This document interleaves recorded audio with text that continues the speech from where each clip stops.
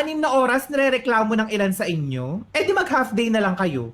Mag 4 hours a day na lang kayo ng trabaho. Hindi kayo nahiya? Hindi kayo nahiya sa ibang mga manggagawa, lalong-lalo na sa mga healthcare workers, na kung minsan umaabot ng 12 hours yung duty. Pero wala tayong naririnig. Wala tayong naririnig na pagrereklamo ng ganyan. Gusto nyo ho ata, 4 hours na lang po yung trabaho ninyo. Half day na lang, tapos mag-video-video pa kayo ng mga estudyante ninyo, tapos sabay ipopost nyo sa TikTok para meron kayong reels, meron kayong upload sa TikTok, no? Di ba dapat bilang mga guro, kayo po yung mas nakakaintindi sa mga manggagawa?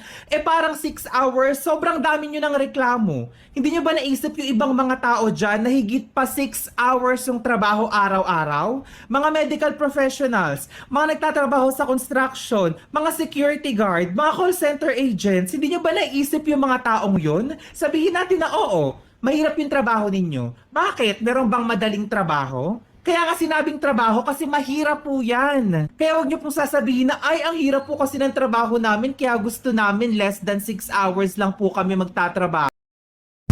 Hello everyone, it's good morning, good afternoon, good evening, good day sa tanan.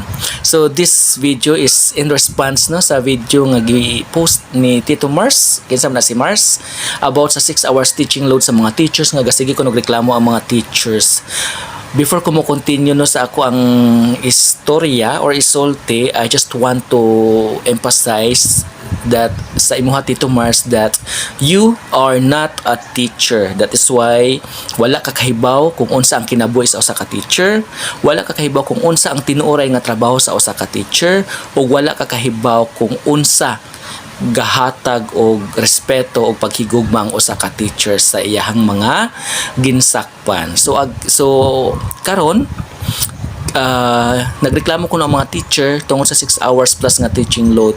Unang-una, iklaro ra nako nimo nga ang kanang 6 hours nga teaching load is ang actual class na namo. Dili na ingon nga actual gyud nga obligasyon namo isip usa ka teacher.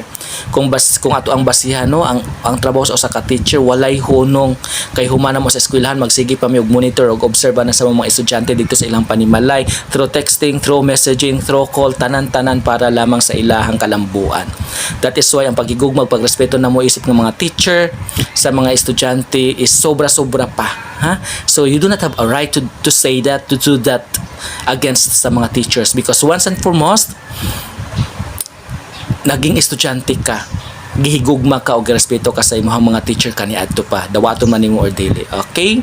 So you better shut up, and if you do not like sa mga teacher, just shut up, or di gid ka gusto hala adto sa Mars. Okay, you know what, kung dili guro ko teacher karon, ug pasalamat lang ka nga naging teacher ko karon no, kay og dili ko teacher karon, usa ko ka director or usa ka writer sa usa ka pelikula nga once ka maging director ko or writer, maghimo ko og usa ka pelikula nga sa din ang title Patayin sa Sindak si Barbara, unya ikaw ang magiging Barbara sa kana nga pelikula nga akong himuon.